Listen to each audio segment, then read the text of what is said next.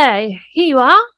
We're back on Her Story podcast for Slice Radio, and I have Jannah Beth joining us. Hey, Jannah. Hi, thank you for having me. It's a pleasure. I found your music on Instagram. Is that a way that you connect with people a lot? It possibly is. I guess there's I would say that could be sometimes where people have found, like, in what way? I mean, you found on Instagram, was there a release going on? Was I posting about something? Did someone share it? Or Yeah, it was a share. That's a good question. Yeah, cool. I love that. I mean, that goes to show how important it is for other people to get behind sharing music, so that you can. Obviously, it works. Yeah.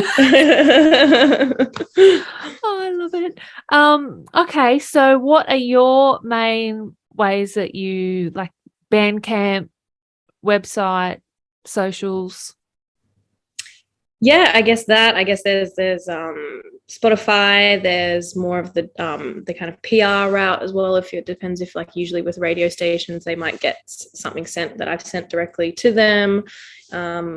I guess gigs is another great way. That's a lot to do with forming a bit more of a connection. I mean, I find it's pretty hard to always have your social media campaign going, and there are kind of peak times and not peak times. And so I'm not someone who tends to stay super active posting when I don't have specific things to post about. But I guess that's where I'm sure if I would have people around me telling me, like, you need to be posting. And so I guess it's just staying creative with those ways to keep up. So does that mean you're an independent artist that way, if you don't have that team? Yeah, absolutely. I don't have a manager and I don't have a label.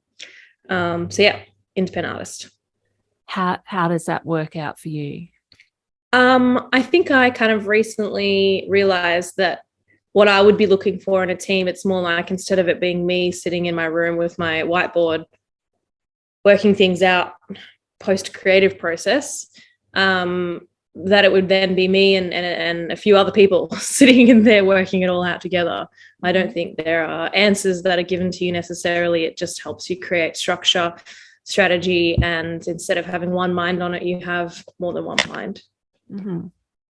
Is that something you'd like to work to, or stay completely independent? No, definitely would like to have a team, would love to have those conversations happening, and do think that would be able to kind of, it's just like having more people on the journey with you.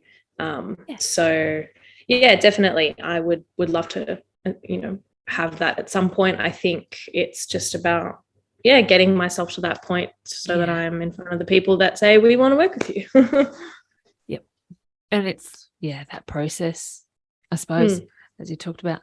So, you've been in the studio. Do you want to tell us about that and what we might expect about that?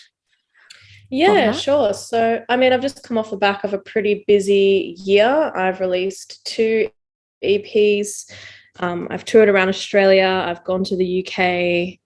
I've done a bunch of songwriting in the UK and did play a show over there as well.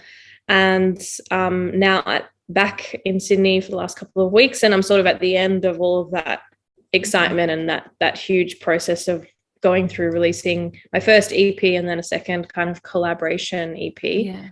And a lot has gone into the past year, and I guess then the year before that. So it's pretty much been my life for the last 2 years. I feel like I'm at the end of that cycle, and I'm an artist who's now looking for my next thing, which is what we always do.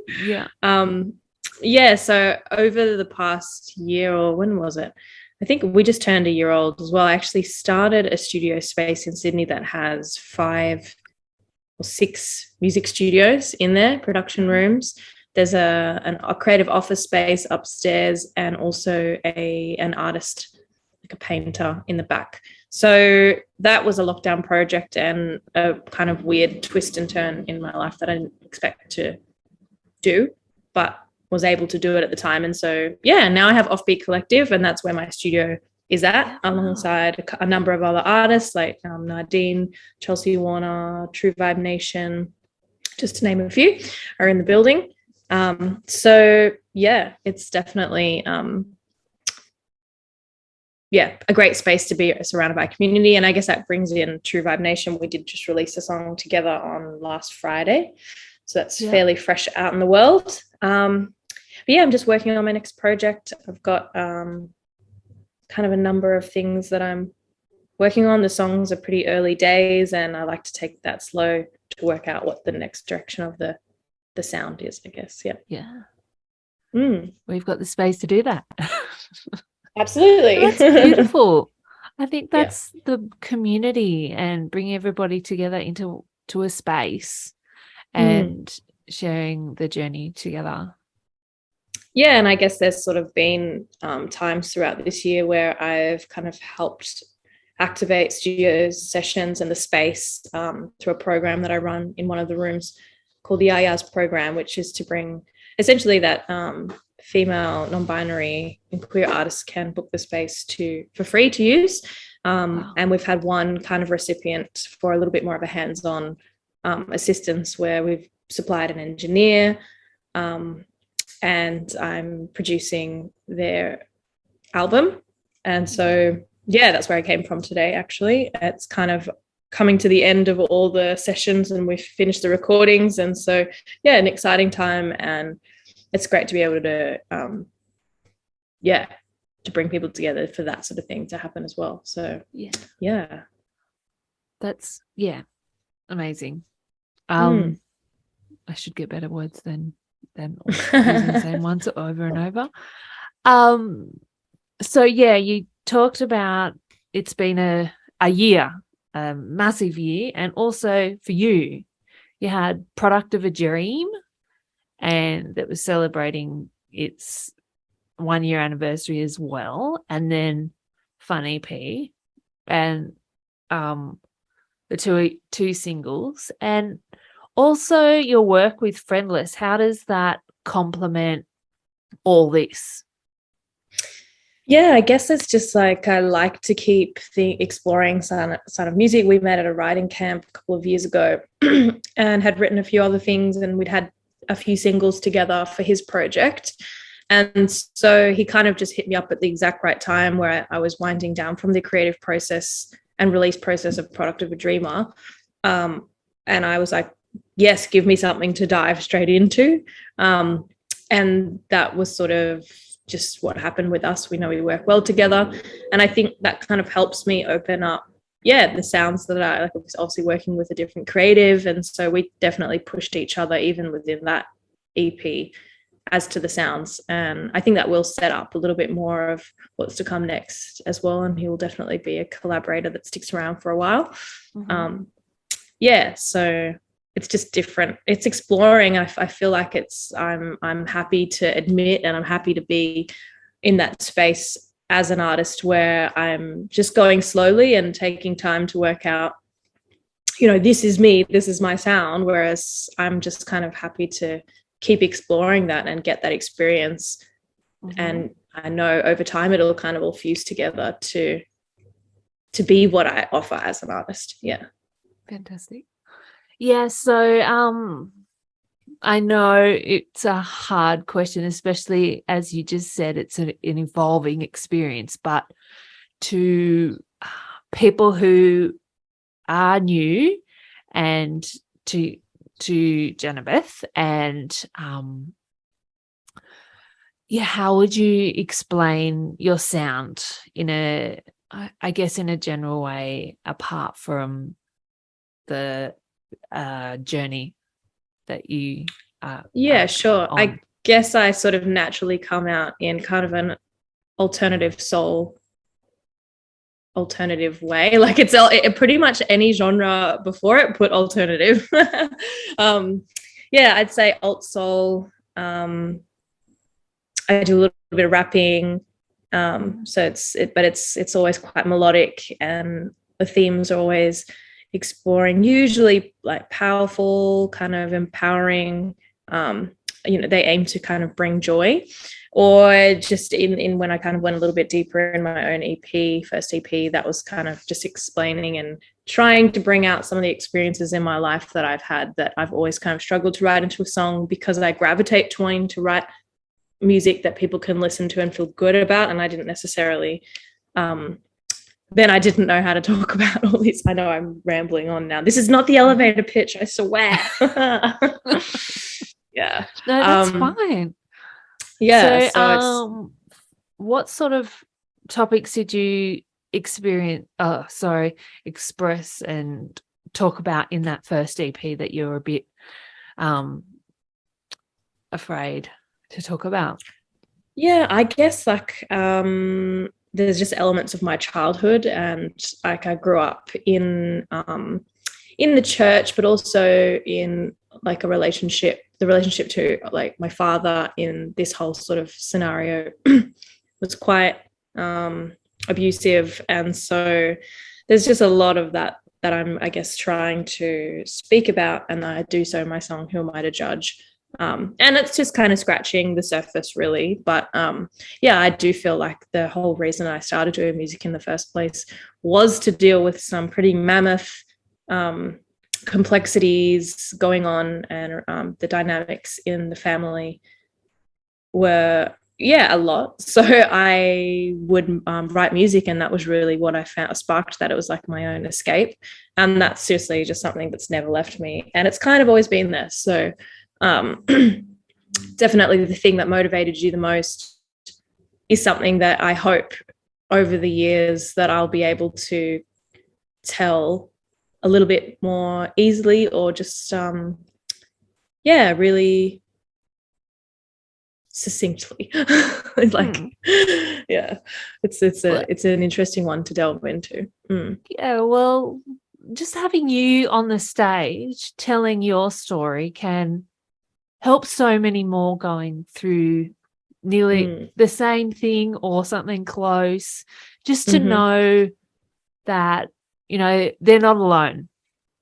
Absolutely. And that definitely has happened, to my surprise, the amount of people that have come forward to me after hearing that song and sharing their stories, especially on the recent tour. I went around Australia, so I got to sort of be in front of so many different people, and I would have people coming up to me afterwards sharing their stories and just really resonating with that song. People in my own band resonating with that song at the time. That sort of thing is like blows my mind, because that was something I thought, oh, this is such a personal story. Do people want to hear it? Is there a point? And then yes, there is. Absolutely. And I praise you for that, and I thank you for that, because thank you. We can write all the love songs in the world, boy meets girl, girl meets girl, and but there are stories out there, personal stories, and there's a lot of connection that way that we can make. So thank you. Yeah, definitely. Thank you. All right. I guess, is there any way that your lyrics, as you said, you had it was derived from personal lyrics and you're evolving, what is there a way that your lyrics may be moving towards a different sort of themes? I think I will kind of always write about my own experiences or observations, and so they might change over my life. But I think more so it's the kind of the sound of the music that evolved, that has more of an evolution on my part. I think I'll kind of always be about the same thing. Yeah. So what in what ways do you see in the future, or the next 3 months, 6 months, the sound might be evolving? Yeah, definitely. I really love playing around with kind of analog dance music textures. So just pulling out some more synths in this next round. And this is like a collaborators like Chris, where I can kind of lean into more up-tempo genres. So yeah, just excited to continue exploring the electronic fusion into the songwriting. And I guess in terms of process wise, I know sort of what I've started to do is just write the songs, just me and my guitar. That's the way it started when I was young. And just really write the songs from that kind of sitting around by myself and kind of produce them up from there, rather than say working with a producer who kind of already has a bit of a demo beat, and then kind of going from there, really taking it back to scratch on this one. That's beautiful. And myself, that's the way I would write songs, and I love that. That's where you're going. Yeah, definitely. And Chris, Friendless, how does it work with say a Friendless release and then a Jannah Beth release when you're working together? Well, the last one we kind of did was just like a combined effort, and that was released by his record label, Be Rich Records, based in Melbourne. So yeah, I'm not sure in the future, like really. I mean, he just got back from the UK a few days ago. I haven't called him yet, so he'll see this and I'll just be like, come on, let's get to the studio. But yeah, who knows what will happen there. I feel like yeah, just depends. If he wants me to write something on his project, I'll be more than happy to.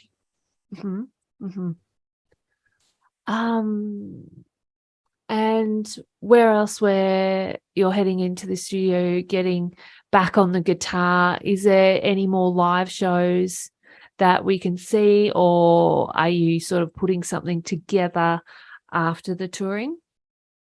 Yeah, I think putting back something together. On the tour, I wasn't able to take my band, so we're sort of looking at what the options are to either have something else, but I don't think I'll be releasing anything this year. So I think that'll be a new year, fresh start for that sort of things. But things kind of tend to pop up anyway, so I have a little bit of openness, but I'm kind of happy being buried away in the studio at the moment and just working on the next thing. Awesome. I like the sound of that. Yeah. You know, prepping work, you know, essential to everybody.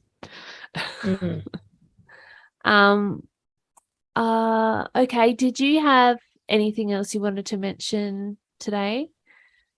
I think I'm pretty good. Like, yeah, just sharing a little bit more about where I'm at. It's great to know how we've connected, because I had no idea, so it's good to know. Get on the posts, get on Instagram a little bit more.